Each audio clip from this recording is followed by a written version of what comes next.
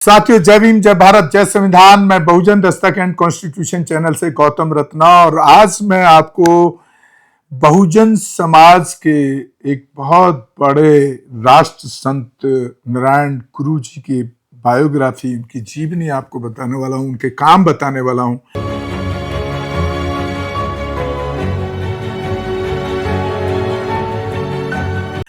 क्योंकि हमारे समाज के लोगों को, खासतौर से पुअर सेक्शन, महिलाओं और बहुजन समाज, और मैं तो दूसरे लोगों को भी, जनरल लोगों को भी ऐसे महापुरुषों की जीवनी को जरूर देखना चाहिए, पढ़ना चाहिए। तो मैं उनकी जीवनी और उनके कामों को आपके सामने प्रेजेंट कर रहा हूं। राष्ट्र संत नारायण गुरु 20 अगस्त 1856 को जन्म हुआ उनका, और 20 सितंबर 1928 में उनका परिनिर्वाण हुआ। आज से लगभग 100 साल पहले ट्रावनकोर और कोचीन, वर्तमान में केरल राज्य, एक ऐसा क्षेत्र था जहां सामाजिक रूप से पिछड़ी और अछूत समझी जाने वाली जातियों के लिए मंदिर, विद्यालय और सार्वजनिक स्थलों में प्रवेश पूर्ण वर्जित था। कुओं का इस्तेमाल वह कर नहीं सकते थे। इन जाति के पुरुषों और महिलाओं के लिए कमर से ऊपर कपड़े पहनना गुनाह था। गहने पहनने का तो सवाल ही नहीं था। इन्हें अछूत तो समझा जाता ही था। उनकी परछाइयों से भी लोग दूर रहते थे। तथाकथित ऊंची जाति के लोगों से उन्हें कितनी दूर खड़े होना है, वह दूरी भी जातियों के आधार पर निर्धारित थी। कितनी बड़ी विडंबना है ये। यह दूरी भी 5 से 30 फुट तक की थी। कुछ जातियों के लोगों को तो देख भर लेने से छूत लग जाती थी। उन्हें चलते समय दूर से ही अपने आने की स्वयं सूचना देनी पड़ती थी कि मेरे मालिकों, मैं इधर ही आ रहा हूं, कृपया अपनी नजरें घुमा लें। इन लोगों को अपने बच्चों के सुंदर और सार्थक नाम भी रखने की मनाही थी, और नाम ऐसे होते थे जिनसे दास्ता और हीनता का बोध होता था। ऐसे किसी भी सामाजिक नियम का उल्लंघन करने पर सजा निर्धारित थी, भले ही वह उल्लंघन गलती से ही हो गया हो। इन सारी अमानवीयता और अत्याचारों के बीच ही एक महान बहुजन महापुरुष ने वह कर दिखाया जिसने पूरे समाज को ही बदल कर रख दिया। इस स्थिति के खिलाफ संघर्ष करने वाले और बहुजनों को इस गुलामी से बाहर निकालने का सद प्रयास करने वाले महान युग पुरुष का नाम था नारायण गुरु।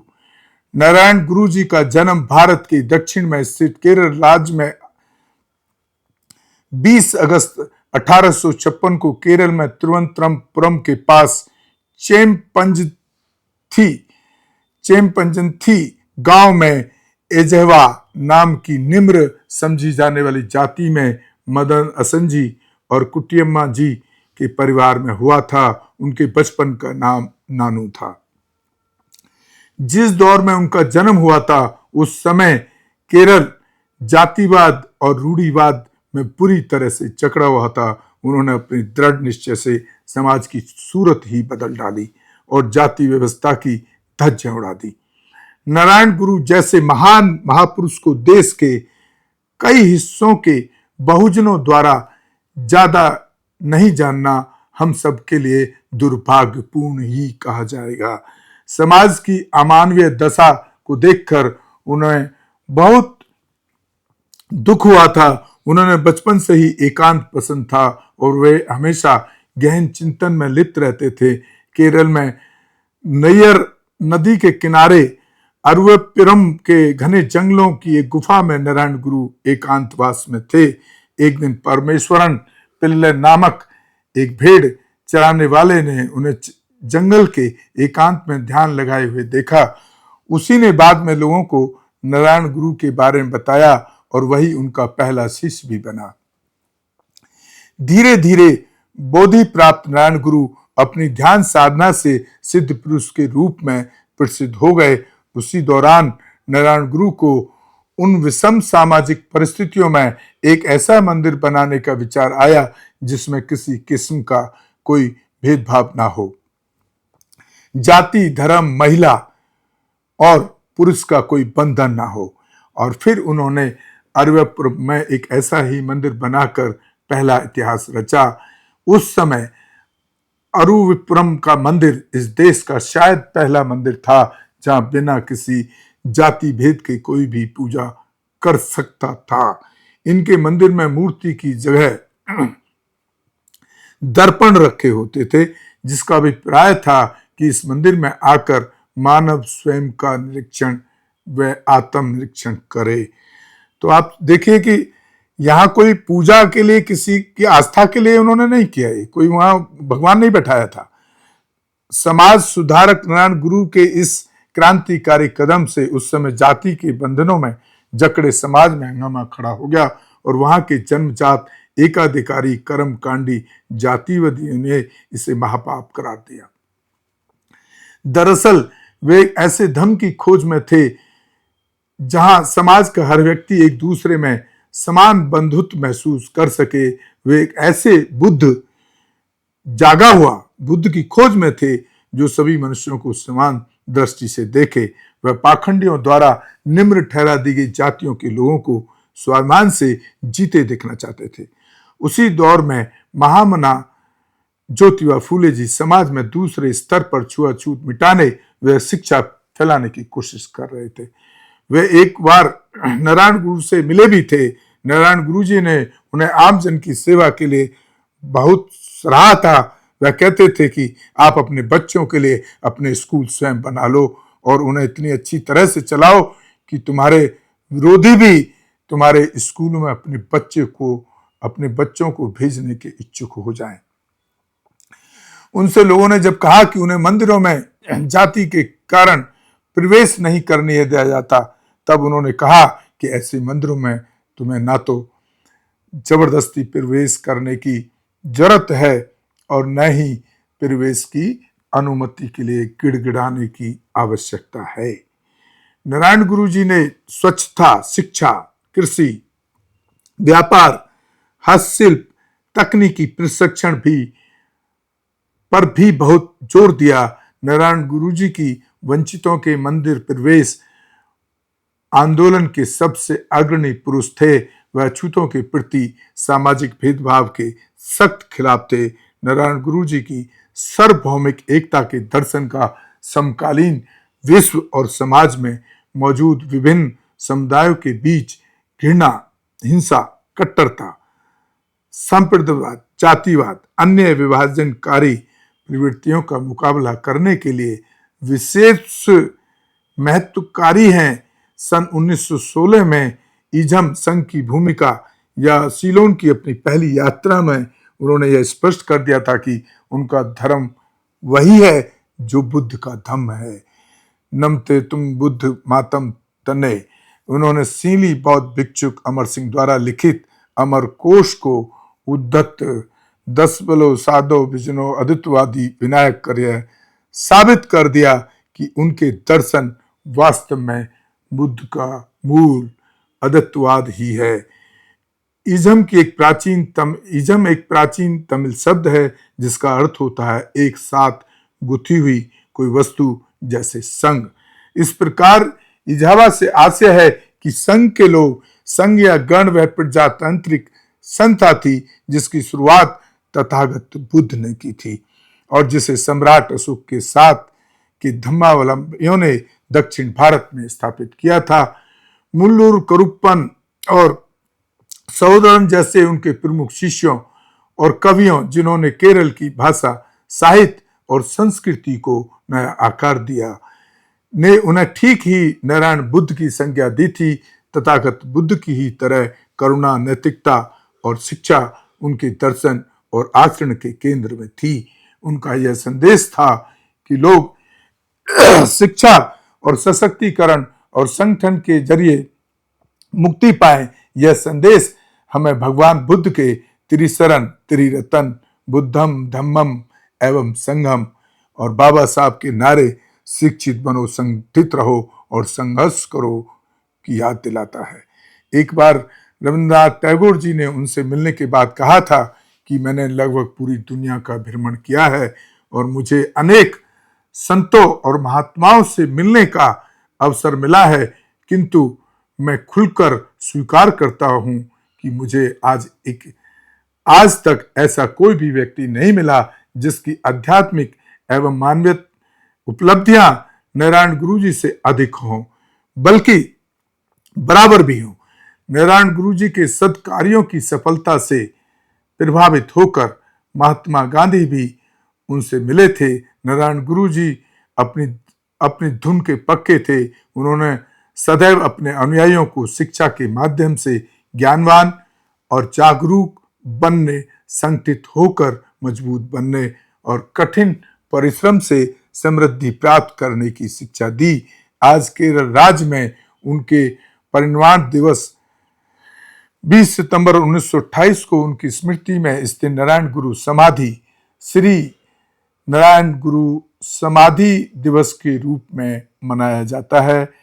आज हमें अपने बहुजन महापुरुषों की सामाजिक दृष्टि को समझने और उनके आचरण से सीख लेने की आवश्यकता है। लोक कल्याण के लिए आजीवन समर्पित रहें। भारत के महान संत असमानता व छुआछूत के खिलाफ मजबूत स्तंभ, वंचित समाज के मार्गदर्शक, महान दार्शनिक, लेखक, चिंतक, बहुजन महापुरुष बोधिसत्व नारायण गुरु जी को आज उनके जन्म दिवस 20 अगस्त 1856 को कृतज्ञतापूर्ण नमन। तो साथियों, आप देख रहे हैं जिस शख्स ने, जिन महापुरुषों ने बुद्ध के रास्ते पर चलने का काम किया या जिस शख्स ने बुद्धिज्म को अपनाया, वो ऐतिहासिक महापुरुष बन गए। चाहे वो बाबा साहब अंबेडकर हों, नारायण गुरु जी हों, या जितने भी लोग हैं जो हिंदुत्व के उसमें पड़े रहे, उनका कहीं भी पूरे दुनिया में कोई ना कहीं रेस्पेक्ट है ना सम्मान है, क्योंकि हिंदुत्व जो है वो हिंदुत्व के जो ग्रंथ हैं, जिसको वो लोग संस्कृति कहते हैं, वो भेदभाव, इंसान से इंसान में भेदभाव पैदा करते हैं, महिलाओं की गुलामी लिखते हैं अपने ग्रंथों में।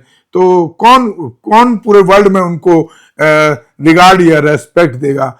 आज आप कहीं भी चले जाइए, चाहे जापान हो, चाहे सिंगापुर हो, चाहे चीन हो, जितने भी बड़े बड़े टेक्नोलॉजी के जो पोषक जो लोग हैं, जिन्होंने टेक्नोलॉजी दी पूरे दुनिया को, वो सारे के सारे मैक्सिमम सब के सब बुद्धिज्म को फॉलो करते हैं, क्योंकि बुद्धिज्म एक ऐसा धर्म है जो तर्कशील है, वैज्ञानिक है। तो साथियों, मैं आपसे अपील करना चाहूंगा कि आप बुद्धिज्म को फॉलो करें और तर्कशील रहें। अत्तो दीपो भवो, कि आप जो खुद कुछ कर सकते हैं, अपना प्रकाश खुद बनो, उस रास्ते पे चलें, तभी आपका कुछ कल्याण हो सकता है, तभी आपका जीवन पॉजिटिव हो सकता है, सार्थक हो सकता है।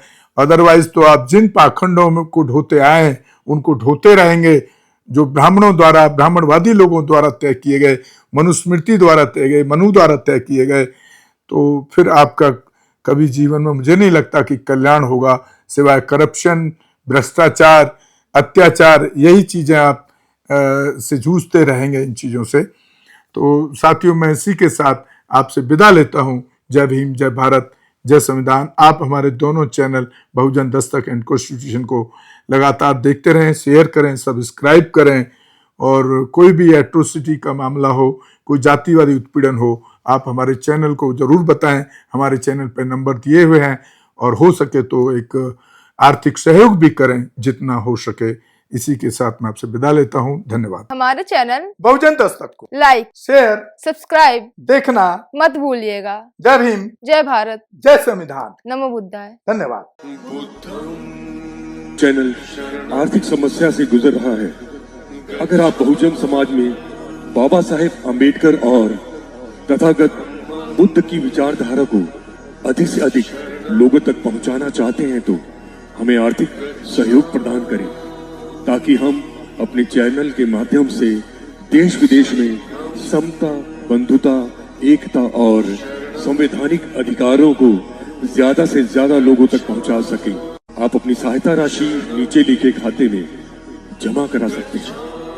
खाता धारक गौतम रत्ना, खाता संख्या 316957 68651, IFSC कोड SBIN 0060336, बैंक भारतीय स्टेट बैंक।